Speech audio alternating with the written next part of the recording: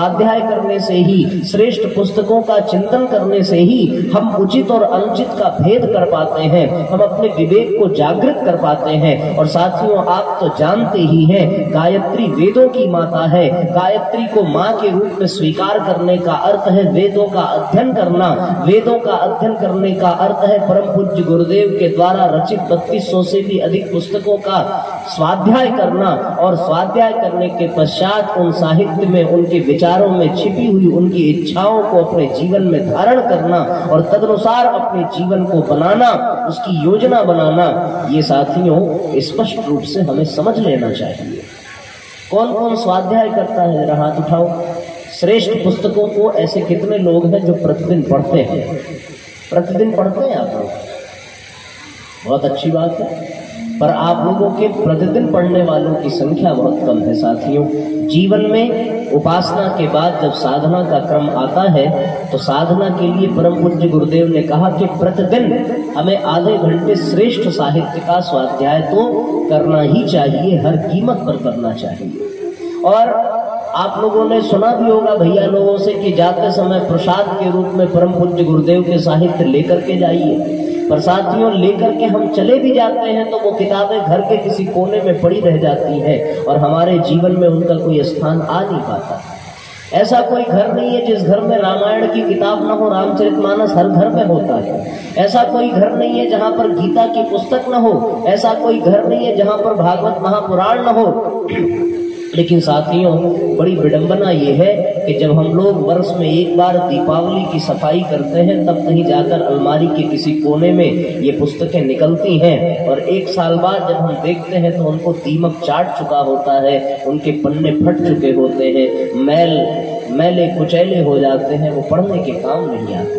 हमें ये लगता है कि ये पुस्तकें पूजने के योग्य हैं, पर पूजने से कहीं अधिक आवश्यक है कि ये पुस्तकें पढ़ने के योग्य हैं और पढ़ करके इनको अपने जीवन में उतारने के योग्य हैं। इसलिए साथियों, इंसान जब तक पुस्तकों से जुड़ा रहता है तब तक उसके जीवन में कोई कष्ट, कोई कठिनाई नहीं होती, और होती भी है तो पुस्तकें उसका समाधान कर देती हैं। पर साथियों, जीवन में जब इंसान का नाता पुस्तकों से टूट जाता है तो साथियों उसके जीवन में कष्ट और कठिनाइयां प्रारंभ हो जाती हैं। आप लोग जब विद्यालय में जाते हैं तो पुस्तकों से नाता जुड़ा रहता है, पुस्तकों से बराबर जुड़े रहते हैं।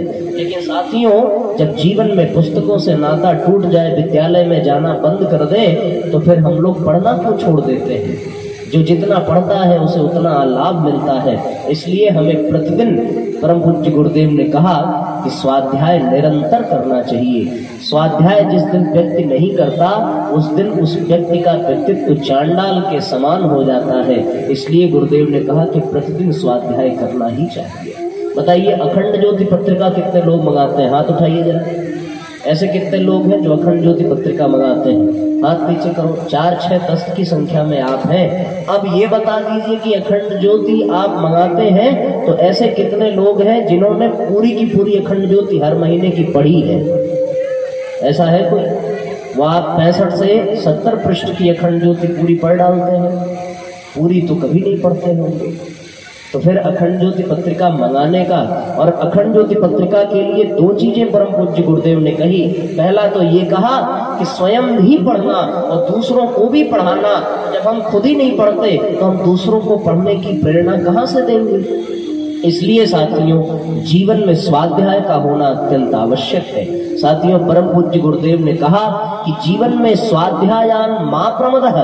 जब जीवन में स्वाध्याय नहीं होगा तो साथियों जीवन बेकार होता चला जाएगा, बिगड़ता चला जाएगा। इसलिए जीवन में स्वाध्याय का होना अत्यंत आवश्यक है। जिस व्यक्ति ने स्वाध्याय करना छोड़ दिया वो जीवन के सुख से वंचित हो जाता है। यदि वास्तव में जीवन का पूर्ण आनंद लेना हो तो आप अपने जीवन में स्वाध्याय करने का अभ्यास डालिए। जिसने अच्छी पुस्तकें पढ़ने का अभ्यास डाल लिया उसका जीवन धन्य बन गया। ये सत्य घटना आपको बताऊं, भगत सिंह को फांसी की सजा सुनाई गई, पर भगत सिंह अपने जेल में बैठ करके उन दिनों गीता का स्वाध्याय कर रहे थे, और गीता का स्वाध्याय करने के लिए जैसे ही वो बैठे वैसे ही उस जेल का जेलर उनके पास पहुंचा और उनसे पूछा कि कल सुबह आपको फांसी मिलने वाली है और आप इस समय बैठ करके गीता का पाठ कर रहे हैं। भगत सिंह ने मुस्कुराते हुए कहा कि भगवान हमें कृपया परेशान न करें, इस वक्त मैं एक महापुरुष दूसरे महापुरुष से बात कर रहा है, इस वक्त भगत सिंह भगवान श्री कृष्ण से बात कर रहा है गीता के माध्यम से। ये बात पूरी हो जाए तब हमसे आप आकर के बात करें। मित्रों, स्वाध्याय जीवन के अंतिम क्षण में भी वो आनंद प्रदान करता है कि मृत्यु का भय इंसान के जीवन से समाप्त हो जाए। ये कहना आसान है कि फांसी के फंदे को चूम करके भगत सिंह ने मृत्यु को स्वीकार कर लिया, पर क्या जीवन में उतारना ये आसान है? ये तभी आसान हो सकता है जब जीवन में गीता का स्वाध्याय हो, जब जीवन में श्रेष्ठ पुस्तकों का स्थान हो। आपको पता होना चाहिए महात्मा गांधी ने अपने जीवन को इतना श्रेष्ठ कैसे बना लिया, वो कैसे महामानव बन पाए, सिर्फ इस आधार पर कि उन्होंने अपने जीवन में नित्य प्रतिदिन 1 घंटे स्वाध्याय का क्रम बनाया था। इसलिए आज इस समाज की बहुत बड़ी विडंबना है और ये बहुत बड़ा दोष है कि जीवन में हम लोगों के स्वाध्याय समाप्त हो गया। साथियों, स्वाध्याय के बिना जीवन अधूरा है। स्वाध्याय के बिना हम ऋषियों के उन दिव्य ज्ञान से परिचित नहीं हो सकते जिनके कारण मनुष्य देवता बन सकता है। हम स्वाध्याय के अभाव में अपने जीवन को स्वर्ग तुल्य बना नहीं सकते। हम स्वाध्याय के अभाव में अपने जीवन को पशु तुल्य बना देते हैं। स्वाध्याय की सबसे बड़ी उपलब्धि है कि व्यक्ति के पास श्रेष्ठ विचारों का समूह होता है, श्रेष्ठ विचारों की सेना होती है। और यदि जीवन में श्रेष्ठ विचार हो तो व्यक्ति का जीवन श्रेष्ठ बन जाता है। परम पूज्य गुरुदेव ने कहा था कि जो जैसा सोचता है वैसा ही करता है और वैसा ही बन जाता है। साथियों, ये दुनिया हमारे सोच के आधार पर चलती है और आपको जानकर के आश्चर्य होगा कि हम लोग जो सोचते हैं वो बड़ा अजीब सोचते हैं। हमारी सोच हर मिनट पर बदलती है, हमारा चिंतन हर मिनट पर बदल जाता है, हमारी स्थिति हर बात पर बिगड़ जाती है। इसलिए हमें अपनी सोच पर काम करने की आवश्यकता है, हमें अपने चिंतन पर काम करने की आवश्यकता है। और आश्चर्य की बात यह है कि हम लोगों का ध्यान इस ओर नहीं जाता। वैज्ञानिकों ने शोध किया है कि एक व्यक्ति अपने 24 घंटे में 65,000 से भी अधिक बार अलग अलग विषयों पर विचार करता है। उसके मस्तिष्क में 65,000 विचार आते हैं और 65,000 विचार आकर के चले जाते हैं। साथियों, उसका जीवन उन्हीं विचारों के आधार पर चलता है। जो विचार उसके मन में आकर के ठहर गए वही विचार संकल्प बन जाते हैं और वही संकल्प क्रिया का रूप धारण कर लेती है। और साथियों, फिर जैसा वो करता है वैसा ही बन जाता है। किसी ने किसी की सुंदर मोबाइल देखी और उस मोबाइल को देख करके उसके मन में यदि ये विचार आ गया कि काश हमें ये मोबाइल मिल जाए, बस ये विचार आते ही फिर वो उधेड़ गुण करने लगता है। अब या तो वो मेहनत करके खरीदे या तो फिर वो उसे चुरा ले। उसके पास 2 ही विचार आ सकते हैं। मेहनत करके खरीदने में कष्ट है, कठिनाई है, समय लगेगा, परेशानी होगी, इंतजार करना पड़ेगा, धैर्य रखना पड़ेगा। पर साथियों, चुराना उस व्यक्ति को आसान लगता है और जैसे ही चोरी करने का विचार बलवती हुआ वैसे ही व्यक्ति चोर बन जाता है और मोबाइल चुरा लेता है, अपयश का भागीदार बनता है। मोबाइल का सुख तो उसे शायद ही मिल पाए, पर उस मोबाइल को चुराने के कारण समाज में लानत सहनी पड़ती है, दुख सहना पड़ता है, बेइज्जती सहनी पड़ती है और दमदार पार्टी मिल जाए भैया तो जेल की हवा भी खानी पड़ती है। हुआ क्या? सिर्फ इसलिए कि मोबाइल चुराने का विचार आ गया। ये दुनिया विचारों से ही बनी है। परमात्मा ने स्वयं एक बार विचार किया था कि एक हो हम बहुत श्यामी, मैं एक से बहुत हो जाऊं। और साथियों, उस विचार के कारण इस दुनिया का निर्माण हुआ। तो जब विचार के कारण ही इस दुनिया का निर्माण हुआ तो उन्हीं विचारों के कारण तो हम और आप भी बने हैं। और विशेषता इस बात की है कि विचार करने की शक्ति जानवरों में नहीं होती, सिर्फ मनुष्यों में ही होती है। इसलिए मनुष्यों के लिए स्वाध्याय करना बहुत जरूरी है, क्योंकि स्वाध्याय से विचार संयम होता है। स्वाध्याय से श्रेष्ठ विचारों के आपके मस्तिष्क में सेना खड़ी होती है। और जब आपके मस्तिष्क में श्रेष्ठ विचार हो, श्रेष्ठ विचार आपके जीवन में आ जाए तो साथियों, आपका जीवन धन्य बन जाता है। कोई भी गलत काम व्यक्ति जब करता है तो उसके करने से उसके मन में पहले गलत विचार आते हैं और जैसे ही गलत विचार आपके मन में आवे, यदि आपने स्वाध्याय किया होता तो आपके मन में अच्छे विचारों के एक समूह का निर्माण होता और आपके अच्छे विचार उन गलत विचारों को काट देते और गलत विचार समाप्त हो जाते। अच्छे विचारों की जीत होती और आप अच्छे इंसान बनते चले जाते। आपके जीवन की समस्या समाप्त होती चली जाती। इसलिए साथियों, परम पूज्य गुरुदेव ने कहा है कि आत्मा का भोजन यदि कुछ है तो वो सिर्फ और सिर्फ स्वाध्याय है। बिन भजन भोजन नहीं और बिन स्वाध्याय शयन नहीं। इस सूत्र पर हम लोगों को चलना चाहिए। जीवन में यदि सूत्र हमने उतार लिए तो साथियों जीवन आनंद से परिपूर्ण हो जाता है। इसलिए हम अपने जीवन में स्वाध्याय करने की आदत डालें। सिर्फ पुस्तकों को मंगा लेना, सिर्फ पुस्तकों को रख लेना, अखंड ज्योति पत्रिका के सदस्य बन जाना, यहाँ से लोगों की प्रेरणा देने पर पुस्तक खरीद करके ले जाना, सिर्फ इतने भर से काम नहीं चलेगा। उन पुस्तकों को अब पढ़ना पड़ेगा, उन पुस्तकों को जीवन में उतारना पड़ेगा और तब जाकर के हमारा जीवन धन्य बन पाएगा। इसलिए आप सबके लिए एक और सूचना भी है। आपने देखा होगा यहाँ पे एक सामने नीचे बैनर लगा हुआ है, दिखाई पड़ रहा है, ऑनलाइन दैनिक स्वाध्याय का। आप लोग देख रहे हैं ना, आजकल ऑनलाइन क्लासेस बड़ी जोर से चल रहे हैं जूम ऐप पर। हो सकता है आपने भी अपने बच्चों को जूम ऐप पर मोबाइल में ऑनलाइन क्लासेस कराए हों। आप साथियों एक काम ये करना कि जो लोग स्वाध्याय से जुड़ना चाहते हैं वो यहाँ पर ऑनलाइन ये जूम ऐप की आईडी यहाँ पर दी हुई है, इस बैनर में आप उसको देख लीजिएगा। हो सकता है थोड़ा नीचे हो जाने के कारण न दिखे तो आप बाद में आकर के उसकी फोटो खींच करके जाना। उसमें आपके जूम ऐप की आईडी और पासवर्ड दिया है। उस आईडी और पासवर्ड पे प्रतिदिन ठीक 8 बजे ऑनलाइन स्वाध्याय कराया जाता है। सुबह 8 बजे अखंड ज्योति पत्रिका का स्वाध्याय होता है और शाम को 8 बजे साथियों प्रतिदिन परम पूज्य गुरुदेव की विविध पुस्तकों का अध्ययन कराया जाता है। इसलिए यदि आप खुद से न भी पढ़ सके तो आप इस ऑनलाइन स्वाध्याय में जुड़ जाइए और आपको इससे जुड़ने का यह लाभ मिलेगा कि आप बिना किसी शुल्क के, बिना किसी समस्या के प्रतिदिन आप स्वाध्याय से जुड़ पाएंगे और इसका विशेष लाभ आपको प्राप्त होगा। इसलिए वो बच्चे जो प्रतिदिन ऑनलाइन क्लासेस करते हैं, जिनके मोबाइल में जूम ऐप है और ना भी हो तो आप उसको डाउनलोड कर लीजिए। डाउनलोड करने में कितना समय लगेगा, आप उसको करने के बाद ये आईडी और पासवर्ड इसको नोट करके ले जाइएगा और प्रतिदिन आप सुबह और शाम को ठीक 8 बजे स्वाध्याय से जुड़ करके उसका विशेष लाभ आप प्राप्त कर पाएंगे। इसलिए साथियों जीवन में स्वाध्याय करना बहुत जरूरी है। परम पूज्य गुरुदेव ने कहा कि जिनके जीवन में स्वाध्याय होगा, जिनके जीवन में सद्विचार होंगे, जिनके जीवन में सकारात्मक विचार होंगे, वो साथियों स्वाध्याय से ही प्राप्त हो सकता है। और आत्मा का भोजन भी स्वाध्याय ही है। आत्मा का होता है केवल स्वाध्याय से ही पोषण। आत्मा का होता है केवल स्वाध्याय से ही पोषण। आत्मा का होता है केवल स्वाध्याय से ही पोषण।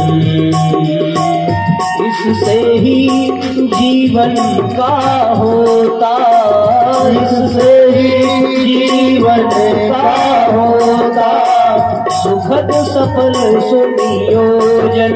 ओ स्वाध्याय से ही पोषण, ओ स्वाध्याय से ही पोषण।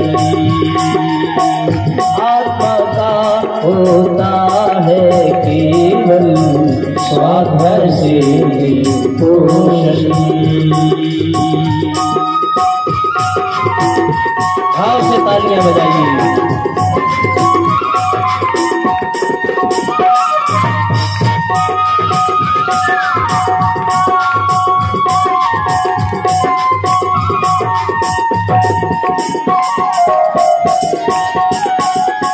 जय हो स्वाध्याय से पोषण। आत्मा का होता है केवल स्वाध्याय से पोषण। बोले प्रज्ञा पुराण भगवान की। ये हमारे देश का सौभाग्य है साथियों कि भारतीय संस्कृति में साहित्य का बड़ा विशेष महत्व है। यदि साहित्य न होता तो चारों वेद न होते, 18 पुराण न होते, 18 उपपुराण न होते, न भागवत होती, न रामायण होता, न ही साथियों पावन प्रज्ञा पुराण कथा होती। ये क्यों है? सिर्फ साहित्य के कारण। और किसी दार्शनिक ने कहा है कि आदित्य अंधकार है वहां जहां आदित्य नहीं है, अंधकार है वहां जहां आदित्य नहीं है वह मुर्दा देश जहां साहित्य नहीं है। और साथियों, हमारा देश जागृत देश है क्योंकि यहाँ पर साहित्य की भरमार है। वेदों के दिव्य ज्ञान से लेकर के यहाँ पर ऐसे ऐसे भी साहित्य को साहित्यकारों ने स्थान दिया है जो व्यंगात्मक भी हो, जिसने नकारात्मक पहलुओं को भी दर्शाया हो। हमारे यहाँ तो ऋणम कृत्वा घृतम पीबेत, इस तरह के भी विचारों के लेखकों के साहित्य का सम्मान किया गया। तो साथियों, भोगवादी विचारों को भी स्थान दिया कुछ लोगों ने, आध्यात्मवादी विचारों को भी स्थान दिया। तो इसलिए हमें अपने आप को साहित्य से जोड़ना चाहिए।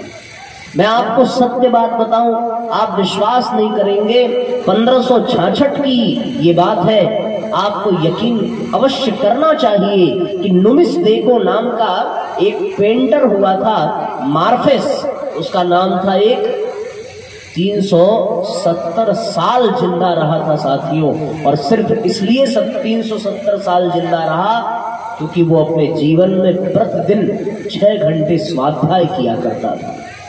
स्वाध्याय से व्यक्ति की उम्र बढ़ जाती है। और उसने लिखा है कि मैंने उन विषयों का स्वाध्याय किया जिन विषयों का मुझे बिल्कुल भी ज्ञान नहीं था, और मैंने पूरी गहराई से उनका स्वाध्याय किया। उसके कारण मैं 370 साल जी करके इस दुनिया से जा रहा हूं। यदि आपको अपने भी मस्तिष्क को सक्रिय करना है तो साथियों, स्वाध्याय से जुड़ जाइए। डॉक्टर ग्रॉनिक और डॉक्टर बीरेल ने इस बात का प्रतिपादन किया कि जीवन में यदि व्यक्ति साहित्य से जुड़ा रहे तो उसके जीवन में ब्लड प्रेशर, उसके जीवन में शुगर और जितने भी मानसिक विकार हैं उनसे वो छूट सकता है, दूर हो सकता है। इसलिए प्रतिदिन साहित्य से जुड़ना चाहिए। और आज के इस भाग दौड़ की जिंदगी में यदि हमने अपने जीवन में साहित्य के लिए, स्वाध्याय के लिए समय नहीं निकाला तो साथियों, हम अपने जिंदगी के साथ नाइंसाफी करेंगे। इसलिए परम पूज्य गुरुदेव ने दुनिया के हर विषय पर साहित्य लिखा है। आप यदि जीवन से संबंधित समस्याओं के लिए तलाश करें तो गुरुदेव ने जीवन साधना के स्वर्णिम सूत्र, जीवन जीने की कला जैसी पुस्तकों का प्रतिपादन किया।